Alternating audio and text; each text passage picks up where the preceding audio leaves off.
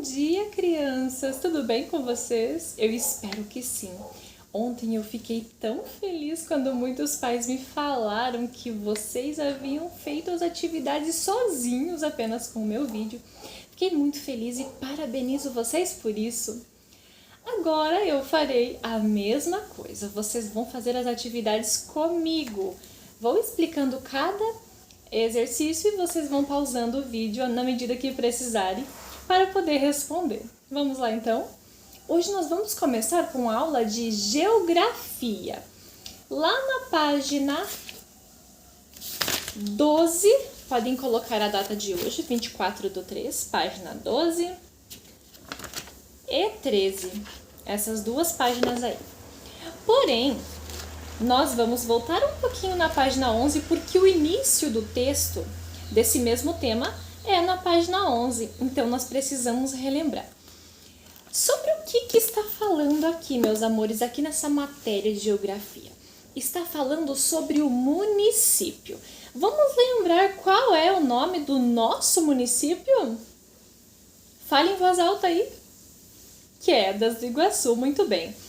Todo município, meus amores, tem uma prefeitura e uma câmara municipal. Na câmara municipal é onde trabalham os vereadores, meus queridos. E na prefeitura é onde trabalha o prefeito. É muito importante que vocês saibam qual é a função de cada um deles. Porque não adianta nós sabermos que temos prefeito, temos vereadores, se não fazemos ideia qual é a função de cada um deles.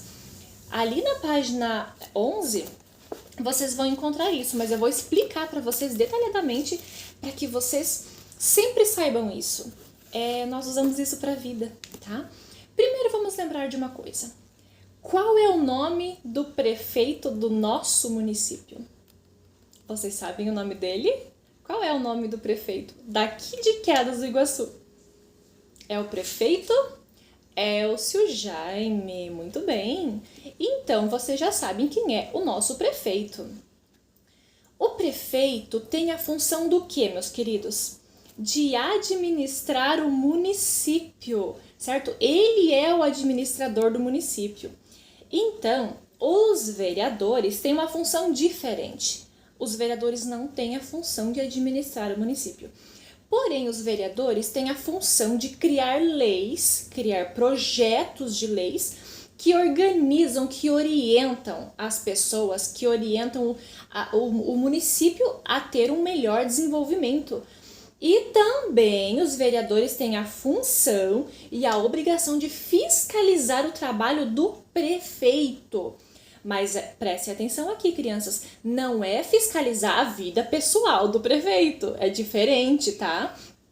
É fiscalizar o trabalho do prefeito, por quê?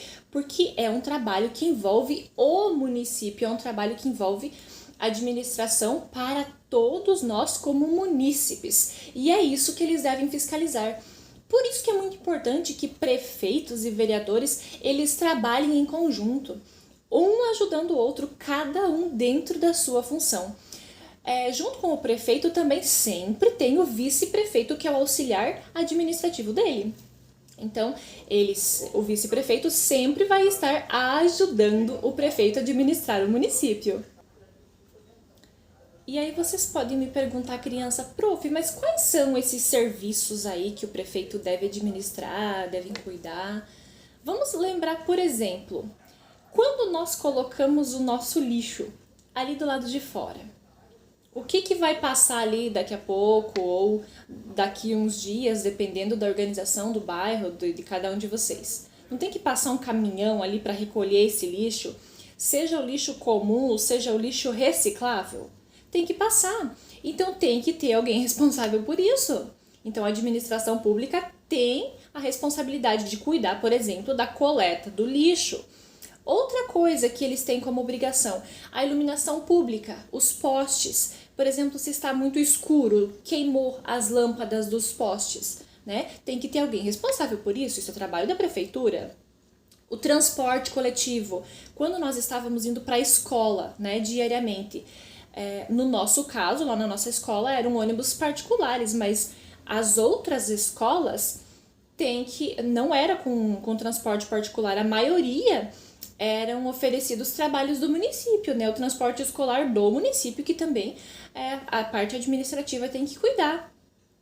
O tratamento de esgoto também é responsabilidade do município, a saúde, as escolas, né, a educação. São tantas coisas que a parte administrativa municipal tem que cuidar, então é bom que vocês saibam de todos esses detalhes, tá bom? Então tudo isso aqui está no texto de vocês aqui na página 11. E também finaliza na página 12. Lembrando que, como eu falei, todo município, para ser município, tem que ter uma prefeitura e uma câmara municipal, que fica sempre na área urbana, sempre na parte principal da cidade, tá? Isso é regra. Outro detalhe que eu gostaria de falar para vocês é sobre as reuniões da Câmara Municipal. Todas as semanas tem reunião na Câmara com os vereadores. E é importante que a comunidade do município participe dessas reuniões, porque ali são tratados de assuntos de interesse da população, não é coisa particular da vida dos vereadores, não. São coisas de interesse das pessoas que moram no município. E nós, quando vamos à reunião, nós podemos optar por alguma sugestão, nós podemos fazer alguma crítica, inclusive nós podemos levar pontos para eles que eles ainda não têm tomado conhecimento. Por exemplo, olha, lá no bairro tal, tem um problema assim, assim, assim, as ruas estão assim, a iluminação está assim, o posto de saúde está assim. São problemas que às vezes eles não têm conhecimento, então a população tem obrigação também de levar ao conhecimento deles para que eles reúnam-se e organizem o melhor projeto possível para que sejam resolvidos esses problemas, tá? Então é muito importante participar das reuniões que os vereadores fazem lá na Câmara Municipal. Tudo bem? Vamos responder agora as questões da nossa apostila? Vem comigo, na página 12, esteja com o seu lápis e a sua borracha em mãos e vamos para a pergunta número 1. Onde se localiza a prefeitura em um município? Falei agora, né? Se localiza no campo ou na cidade? Coloque aí. Pode pausar o vídeo se você precisar. Número 2. Qual a importância do prefeito e vice-prefeito para o município e seus habitantes? Falei nessa parte aqui no vídeo também. O que o prefeito e o vice-prefeito têm que fazer? Qual a importância deles? Administrar o município. Para que o quê? Para que as pessoas tenham uma qualidade de vida melhor. Número 3. Quais são as atividades desenvolvidas pelos vereadores do município? Acabamos de falar. Eles têm que criar o quê, queridos? Projetos de lei, né? Eles têm que criar projetos de lei que orientam, né? E que organizam as atividades do município. E eles também têm a função do quê? Fiscalizar o quê que eu disse antes? O trabalho do prefeito, o trabalho administrativo do prefeito, né? E não a vida pessoal dele. Então, registrem ali e vamos para o número 4. Por que é importante participar do Conselho Municipal da sua cidade? O Conselho Municipal, como eu falei, é a reunião que ocorre lá na Câmara com os vereadores. Por que é importante eu e você participar dessa reunião? O que nós podemos fazer? Se nós formos lá? Nós podemos sugerir e a gente pode também o quê? Concordar e discordar, dependendo do que for tratado lá na reunião. Então, podem marcar ali.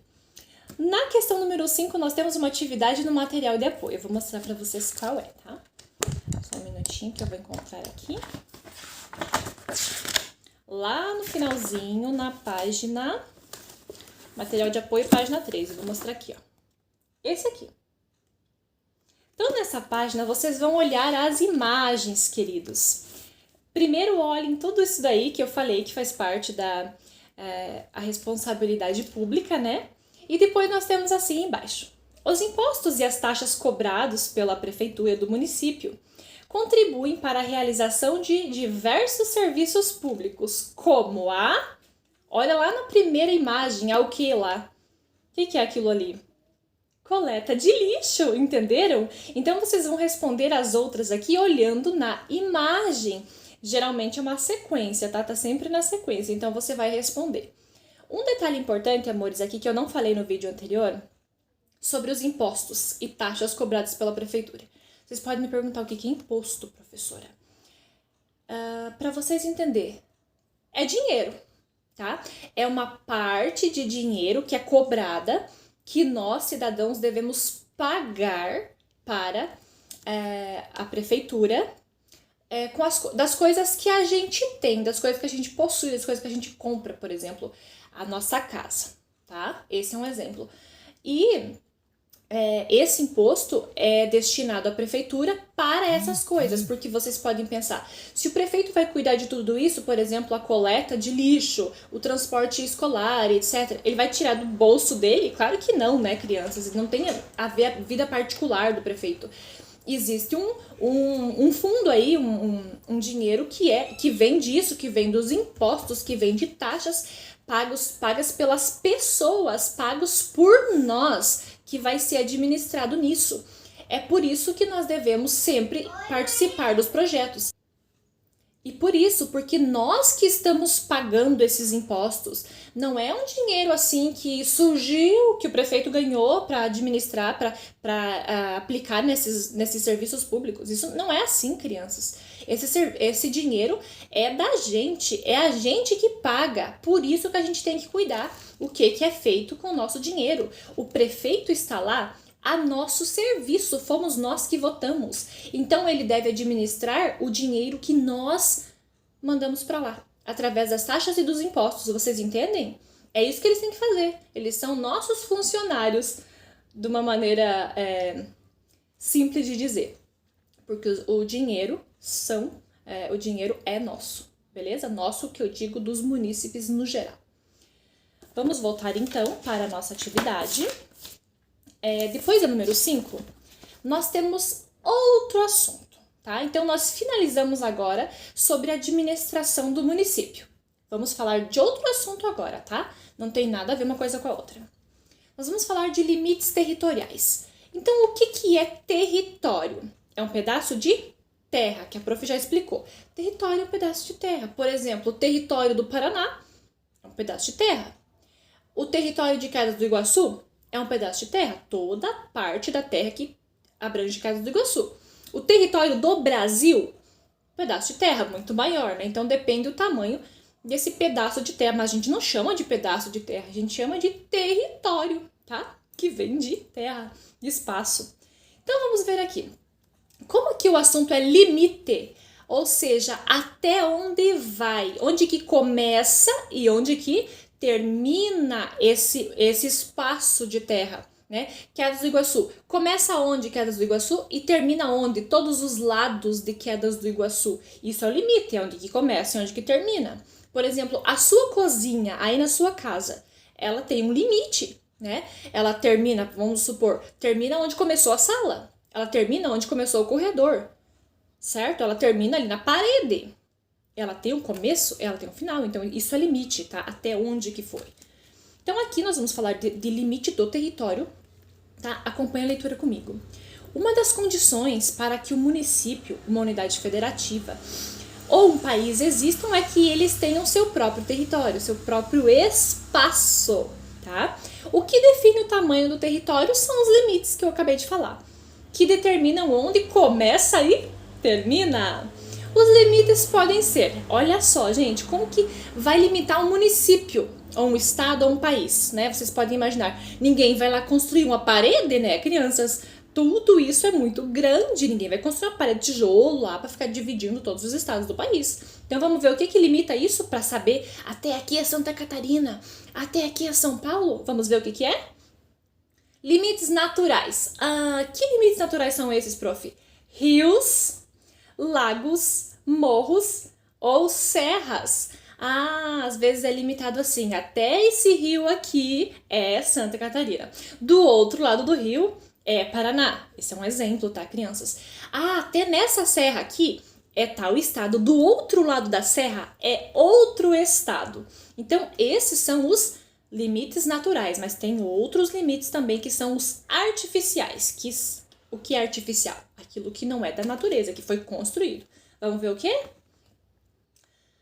Estradas, placas de sinalização, e entre outros. Então, por exemplo, a estrada não é natural porque foi construída pelo homem, tá? Então pode ser que assim, até essa estrada aqui é Quedas do Iguaçu. Dessa estrada aqui para lá é Três Barras, por exemplo, né? Então as estradas também são usadas como o limite ali entre um lugar e o outro. E também as placas, né, de sinalização. Dessa placa para cá é Amazonas. Dessa placa para lá é o Pará. Só um exemplo, tá, queridos? Então, existem esses tipos de coisas naturais e artificiais que vão definir o limite entre um lugar e outro. Feito isso, eu quero que vocês olhem para essas duas imagens que temos na página 13. Fiquem observando a primeira. Vamos ler a legenda?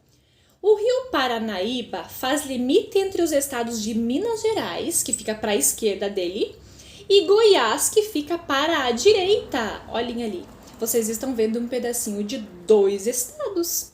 Um pedacinho do lado de cada margem do rio, viu? O rio foi o limite. Na segunda foto, limite entre os municípios de Nova Olinda e Crato, no Ceará. Olha só, é a placa que define. Do outro lado da placa é um lugar e para cada placa é outro lugar. Isso são limites. Muito bem. Vamos para a questão número 1. Qual é a diferença entre os limites naturais e artificiais? Nossa, que simples! O que são os naturais? Aqueles da própria natureza. Então coloque, os naturais são da própria natureza. E os artificiais são aqueles que o quê? Quem que fez os artificiais? Criados pelo homem. Artificiais foi criado por alguém. Tá? Então, explique aí que o natural é aquele que é da própria natureza e o artificial é aquele que é criado pelo homem. Número 2.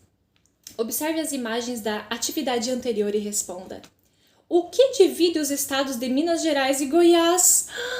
Olha a primeira foto. O que está dividindo ali? Não vou falar, né? É uma serra? Não, né? Coloque ali o que você está vendo na foto. E letra B. O que está escrito na placa com os nomes dos municípios de Nova Olinda e Crato? Olhem bem na placa azul. Está escrito em caixa alta, bem alto. Olha o que está escrito lá. Escreva ali o que está escrito lá. É simples assim. E é só isso por hoje na aula de geografia, meus amores. Beijo para vocês!